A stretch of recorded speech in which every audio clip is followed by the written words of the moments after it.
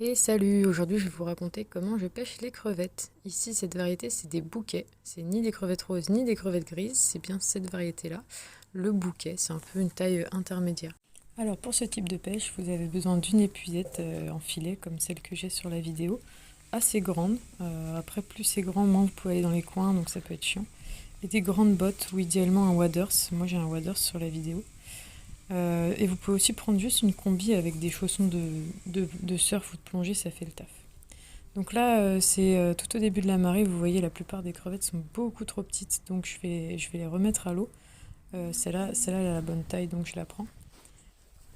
Et les autres qui restent, voilà, sur le caillou, je les remets. Donc celle-là, par exemple, beaucoup trop petite, je la remets dans l'eau. Même si ça prend un peu de temps, c'est important. On ne prend pas la vie des animaux inutilement, on la respecte.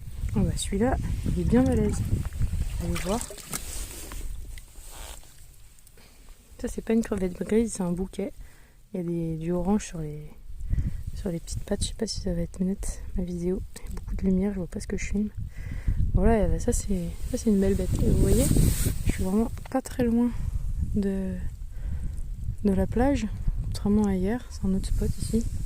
Je dis pas le nom de mes spots, bien sûr, mais en Bretagne, il y a beaucoup de spots. Donc voilà, ça c'est une pêche où en fait, il n'y a pas besoin d'aller très loin. Les crevettes, elles sont pas très loin, contrairement aux algues, aux étrilles et aux araignées. Alors, là, j'ai vu une étrille. Elle a les yeux rouges. Je sais pas si vous la voyez, elle est là. Hop.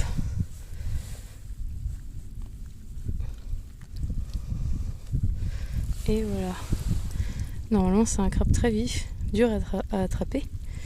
Alors là, c'est un mâle. En fait, il y a un triangle sur son dos, enfin sur son ventre plutôt. Et chez les femelles, c'est beaucoup plus arrondi. Et en plus, c'est dans des pinces un peu plus petites. Et c'est un crabe qui a une chair vraiment très très très bonne. Alors, celui-là, il est trop petit. Hein. On va le laisser partir. En fait, c'est un crabe qui a des petites nageoires. Là, les pattes arrière, c'est des petites nageoires. Et il nage extrêmement vite. Voilà. Donc quand il cuit, il devient tout rouge, hein, comme n'importe quel crabe. Et il a des yeux rouges. Vous inquiétez pas, là je lui fais pas mal. Pour maintenir un crabe sans qu'il puisse pincer, il faut mettre les pouces ici. Voilà. Je m'amusais à les attraper quand j'étais petite. Mais les étrilles à la main, c'est quand même assez difficile. Là, ça va qu'il n'y avait pas d'eau, mais dès que je vais le remettre dans l'eau, vous allez voir, il va nager extrêmement vite. Moi, mon papa peut en pêcher plus de 4 kilos comme ça à la main. Mais il met des gants, parce que ça pince vite.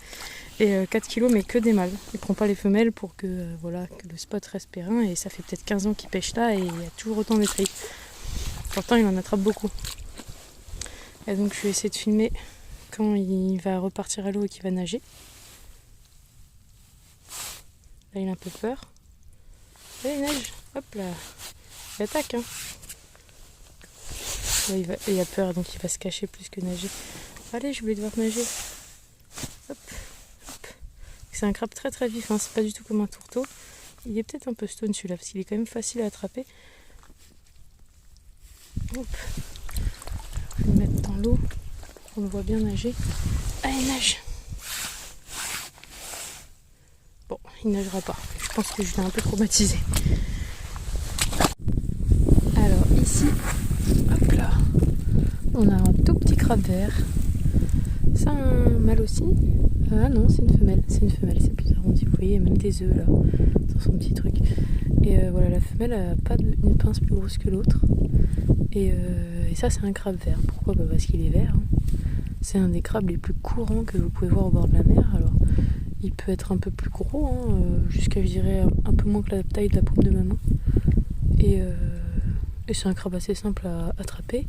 Il n'a pas vraiment de nageoire à l'arrière. Enfin, si, un petit peu, mais beaucoup moins que l'étrille.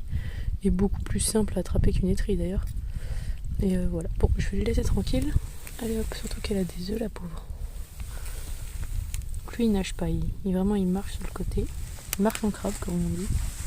Et voilà, au bout d'une heure ou deux de pêche, les crevettes sont reparties, la mer remonte et moi j'ai super faim. Donc en général, je prends un caillou et je me mange quelques huîtres sauvages. Donc voilà, avec un caillou, je peux l'ouvrir super facilement sur place. Là, je l'ai même décollé. Bon, là, je suis à une main, donc c'est pas évident, mais à deux mains, c'est très simple. Et donc, dès que je la sépare, je la rince un petit peu dans l'eau de mer et hop, je la mange tout cru.